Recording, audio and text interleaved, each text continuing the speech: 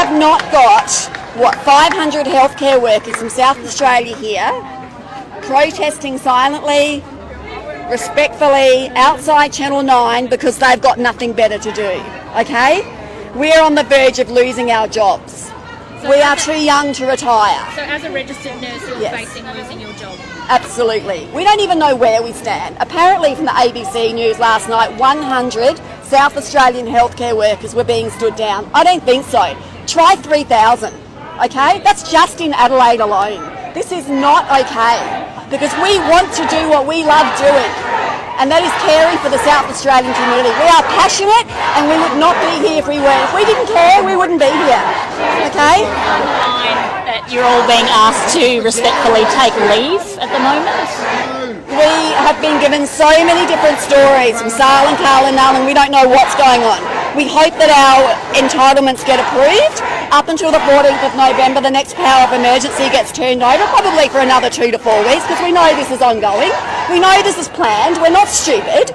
The hospitals are not full of COVID patients. The hospitals are full of vaccinated patients, okay? I've got friends that work in ICU at Flinders. 30 out of 38 patients currently are vaccinated. That is a fact, okay? The media is, I'm sorry, respectfully to the media, please start telling the truth and please help us help you because you are all targeted. Every single person is targeted. So as a registered nurse, are you seeing people in hospital? Are you treating people? Yes. Serious adverse effects. Serious. And we're talking 20-year-olds. We are talking 20-year-olds that have dropped dead. Nothing is getting on the media. Myocarditis is a rare, let me tell you, a rare cardiac condition. All of a sudden, every third 20-year-old's got myocarditis. You know what that leads to? Cardiac transplant. Where do we get hearts from in Australia with the lowest organ donor rate in the world?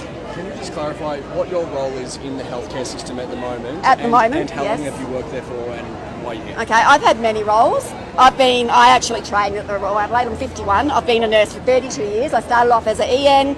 I went in to do my Bachelor of Nursing. I was a single parent for 18 years. I'm a very strong person, as you can see. And then I went on and did my postgraduate in mental health nursing 4 years ago. I've got 2 degrees. I'm not an idiot. I'm not standing here because I'm an idiot. It's because we care about the South Australian community. Currently, I'm a registered mental health nurse at Flinders. I'm passionate about what I do. I look after the most vulnerable people in society. And they are even pushing this onto them.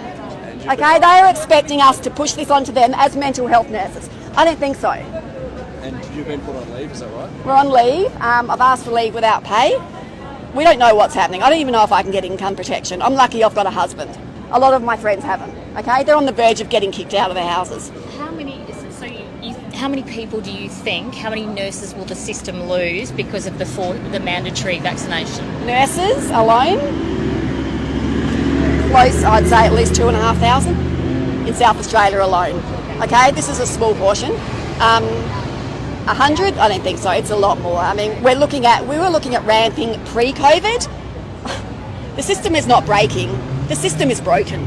It is finished. Are you hearing ambulances all the time? Sirens? That's the vaccine injured. Okay, this is Adelaide. We're a small city. You don't get ambulances every hour. What's going on? People need to start asking questions. This is nothing against SA Health, all right? It's bigger than them. We understand that. We all want to keep our jobs. We're not here to get fired.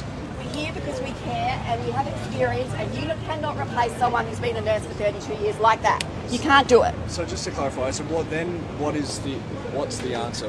How do you think the government should be treating COVID?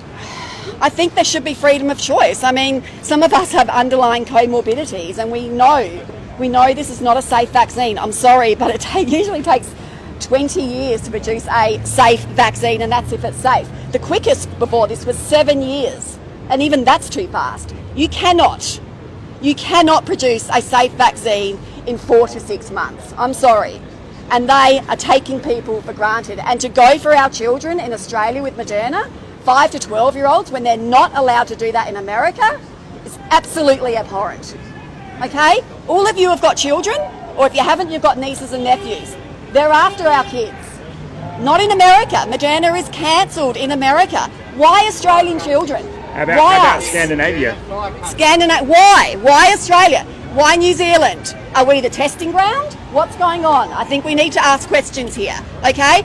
We are the voice for our children. We are the voice for our people in South Australia. We are voice